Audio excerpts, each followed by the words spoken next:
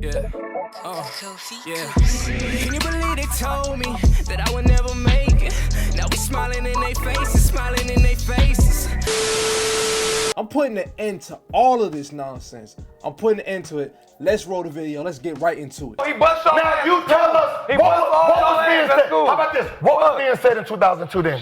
Since we're wrong, tell us what was being said in 2002. So let's actually see what they were saying in 2002, Gil. Kobe is better than Michael at age 24. I do. I think all around he's better. I mean, all the different facets that go into the game. I think Kobe is at a higher level at this point than Mike was. And Sam, you were there during the Jordan years, wrote the book, The Jordan Rules. Do you think that Kobe is better than Michael at age 24? He's close. It's very similar. Kobe, obviously, he's a much better shooter than Michael is. He's not as ferocious at the basket with the ball. To me, the amazing thing is that we're actually talking about it. Who would have expected, even at this point, that we'd be talking about somebody on the level of Jordan? But what Kobe's been doing and what Kobe's been playing, you'd have to make the comparison for the first time, and I don't think we would have thought it would come this quickly. Who was the player of the decade? Are we ready to reveal the results? No drum roll necessary, because we don't have one. And here it is, the player of the decade, as voted on by you, the fans at NBA.com, Kobe Bryant. So what were they saying in 2002, Gil? What were they saying? So according to Gil, we're calling Kobe Scottie Pippen. So we were calling Kobe Scottie. When? We got old heads on the panel in 2002 on ESPN that looked like they were old enough to talk and witness Bill Russell and Wilt Chamberlain play, even to saying that at 24 years old, Kobe Bryant was at the level of Jordan or even better. And these is old heads that was around for the Chamberlain era. So you were telling me right now in 02 they were saying that Mac was on his level? Nah. Because of the only fact that you have is that the man McGrady could score the basketball. That's it. Just one side of the court. That's the reason why people thought McGrady was better, because he could score just as good as Kobe, or on any given night, maybe able to explode in one season. That's it. So in 2002, they weren't comparing McGrady to Jordan at all. They were comparing Kobe to Jordan and saying, damn, at age 24, who's better? But y'all want me to sit here and look y'all dead in the eye and say that in 02 that was a real discussion. That was something that panels were speaking about. Panels were speaking about this. Maybe the players are like, yo, who's a better scorer? But we know who was a better player. And the problem I have the most is that we're basing this on one season. Since when does one season solidify your name and your legacy? Since when does one season do that? Maybe an MVP season. Well, guess what? He didn't get MVP. They didn't get out the first round. I can understand D Rose getting MVP. Youngest MVP ever. 22 years old. We shared the same last name. That was amazing. That solidifies his legacy. He was one of the biggest what ifs. But the thing with T-Mac is that it wasn't a what if, because who was able to see this dude play for long periods of time in the postseason at his peak? And he wasn't able to perform at a level over Kobe Bryant. So since we're stuck on this 2002 NBA season, let's do this. We're going to go ahead and jump into that 2002 NBA season. So right now, I got it pulled up. So basically everything in 2002, bro is stuck on one season, right? Let's make the argument great. So let's look into it. So McGrady had 4 guys averaging double-digit points, including 2 players off the bench averaging double digits. So we had shooters like Mike Miller, who was a great stretch the floor guy, played alongside LeBron James, won back-to-back rings with LeBron James. McGrady's a guy that draws a lot of double teams, right? He has a lot of people circling in on him. That was the notion that Gil likes to use, right? Okay, we'll use that. Well, you got to do this averaging 15 points, a sharp shooter like Mike Miller. I'm saying we got dudes like Armstrong. We had dudes like Troy Hudson. They both averaged 12 points. You had 2 dudes off the bench averaging double-digit points. Now, if we look at the roster that you lost to in the playoffs, right? So they won 44 games. I believe they had the same record as the Hornets at the time. That had only a 22-year-old Baron Davis.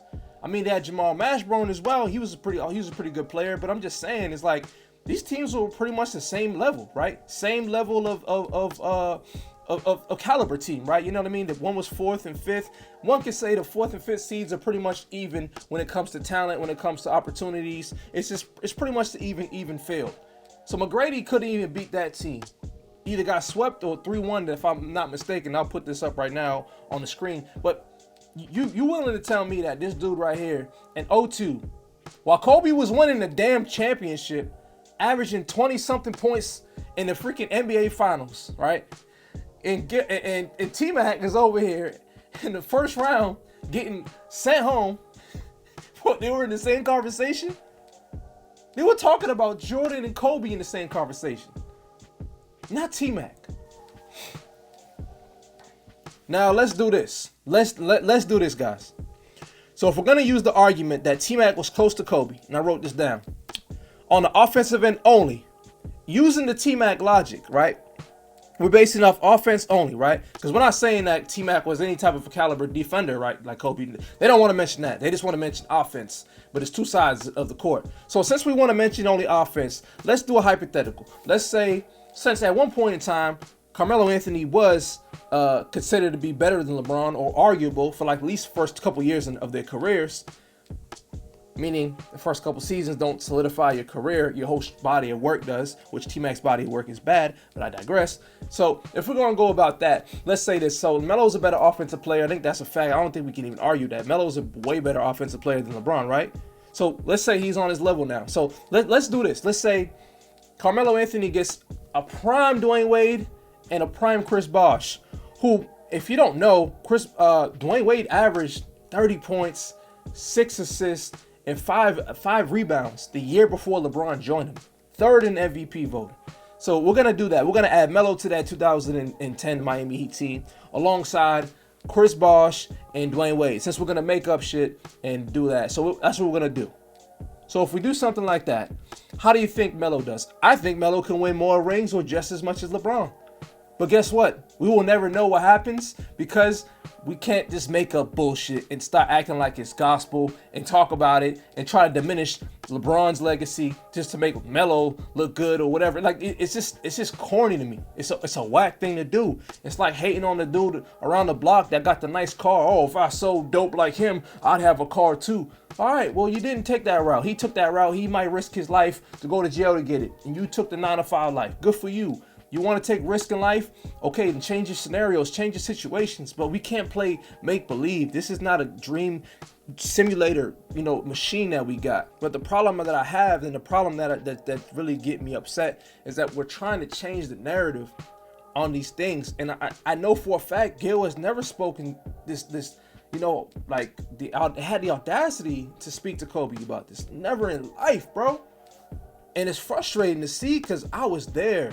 I saw these games. I saw Kobe win back-to-back. I saw the three-peats. I saw these things, man. We knew McGrady was a beast, bro. McGrady's a beast. He's an offensive beast. But you're not on that type of time, bro. You were not on that type of time. And in 02, we seen what was going on. I showed y'all the clips. So what are we even having this discussion? You said the premise was in 02, McGrady was on the level of Kobe. And I just showed y'all the proof that he wasn't. I showed y'all the proof that people who were speaking were actually talking about something completely different. And why?